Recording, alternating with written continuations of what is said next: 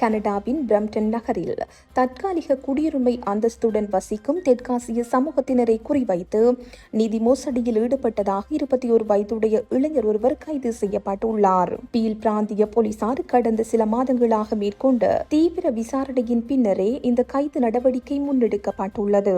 2025 கோடை காலத்தில் ஆரம்பிக்கப்பட்ட இந்த விசாரணையில் குறித்த நபர் தற்காலிக குடியுரிமை கொண்டவர்களை கொண்டு நிதி நிறுவனங்கள் மற்றும் வாகன விற்பனை நிலையங்களை ஏமாற்ற திட்டமிட்டது தெரிய வந்தது.